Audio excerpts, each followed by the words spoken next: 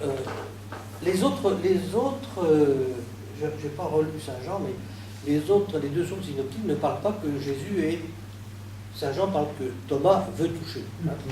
Mais les autres évangélistes ne parlent pas de manger. Hein.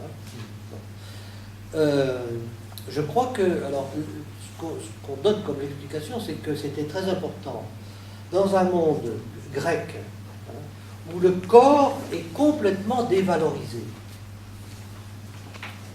Être sauvé pour un grec dans le monde grec, c'est être séparé de son corps. C'est l'âme qui est sauvée, c'est pas l'homme, c'est l'âme. Et c'était donc important pour des communautés grecques d'entendre que c'est l'homme tout entier qui est sauvé, que du possible advient pour l'homme tout entier. En lien absolument étroit avec la création, hein, que Dieu dit bonne à cette reprise, hein, dans la première partie de la Genèse.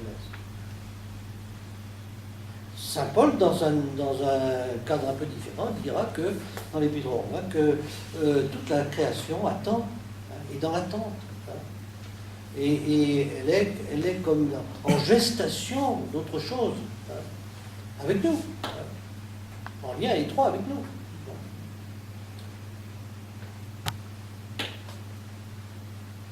On a l'impression que l'espace-temps est à la fois assumé et dépassé en permanence. Il est assumé, l'espace-temps, mais il est dépassé en permanence. Jésus circule, hein, Jésus circule à travers toutes les formes de relations possibles entre les hommes et la création. Je crois que c'est très important de prendre les textes dans toutes leurs dimensions. Parce que si on fait l'accent sur une seule dimension, alors on peut tirer de là que Jésus a retrouvé son corps, et comme Lazare, quoi. Hein. Or, si on reprend les différentes notations du texte, on voit qu'on n'est pas du tout dans cette situation dans une autre, dans une autre. Alors, ce qui n'empêche que quand on se met à réfléchir à tout ça, on se dit, mais être chrétien, c'est ça, hein, c'est recevoir cette expérience, hein, comme une expérience vraie. C'est vertigineux un peu quand même, non, hein? Les mots...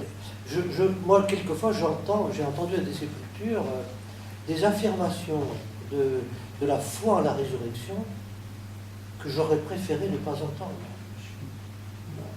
Parce que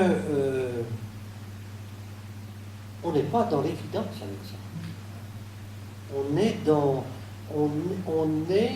On touche en plus à des choses qui sont de l'espérance, de l'espérance à laquelle personne ne peut vivre, et d'une certaine foi ordinaire en la vie sans laquelle personne ne peut vivre non plus. Hein.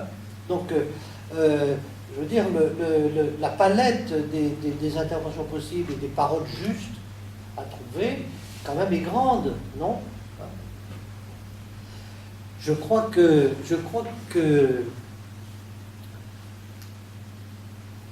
ce dont Jésus parle dans ce rapport entre la parole et l'écriture, ce travail de relecture, c'est quelque chose qui est de l'ordre sacramentel. C'est-à-dire que, qu'est-ce que c'est le sacrement? Le sacrement, c'est le signe le signe visible, le visible qui nous permet d'atteindre quelque chose de l'invisible. La parole, c'est bien de la matière, hein, mais c'est l'interface avec l'esprit aussi. Hein. Donc, c'est quelque chose de très important, la parole. Mais la parole ordinaire, hein, n'importe quelle parole. Mais quand c'est une parole qui essaie de s'accrocher à cette écriture, à cette expérience dite dans l'écriture, alors c'est une parole qui est, je dirais, sacramentale. C'est pour ça que recevoir les gens pour préparer un baptême, un mariage, etc., le travail de préparation qu'on a avec eux, le travail d'échange, etc. Même s'il ne va pas loin, même si dans les 3 ou 4 entretiens qu'on va avoir avec eux, ça ne va pas permettre de débloquer les choses. C'est-à-dire qu'ils vont se mettre à l'église de chaque côté. Ça ne fait rien. On a semé quelque chose. Et on a fait un usage juste de la parole. Et c'est ça qui compte. Ça, c'est très important. Mais là, on vient au concile. Hein,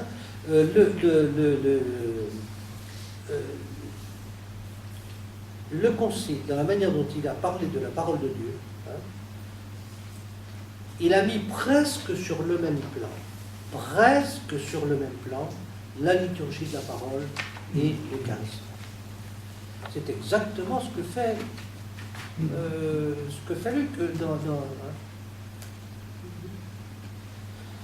Alors, on a perdu cet usage sacramentel de la parole parce que dans notre Église, on a organisé la parole, non pas dans un cadre d'échange, mais la parole vient toujours du haut. Elle vous tombe dessus. Et cette parole qui tombe du haut du ciel, ce n'est pas une parole sacramentelle.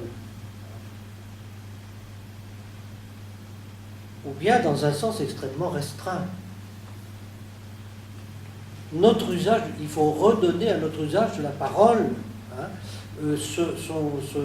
cette justesse qui tient non pas à ce que quelqu'un d'autorité parle, mais simplement parce que nous avons la possibilité de parler. C'est l'échange entre nous qui fait le oui. sacrement, la parole sacramentelle. Quelqu'un qui appartient à une communauté chrétienne, qui a accepté dans la communauté chrétienne, et au nom de cette communauté, de faire cette rencontre que vous faites, hein, il est dans un cadre sacramentel.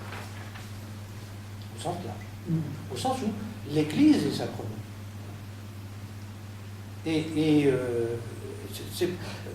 Je ne suis pas en dehors des... je suis pas dans la divagation, moi. Je suis pas dans la divagation. Et alors, comme j'ai besoin quand même de vous montrer que je ne suis pas dans la divagation, je vais vous lire un petit texte de quelqu'un qui ne peut pas être suspecté de divagation, c'est Benoît XVI. Ah oui, hein?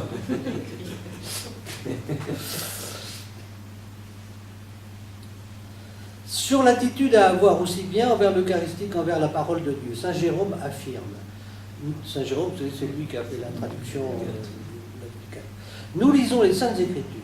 Je pense que l'Évangile est le corps du Christ. Je pense que les Saintes Écritures sont son enseignement. Et quand il dit « Si vous ne mangez pas la chair du Fils de l'homme et si vous ne buvez son sang », ces paroles se réfèrent au mystère eucharistique. Toutefois, le corps et le sang du Christ sont vraiment la parole de l'Écriture, c'est l'enseignement de Dieu. Et là, c'est les paroles de Saint Jérôme, commentées par Benoît XVI.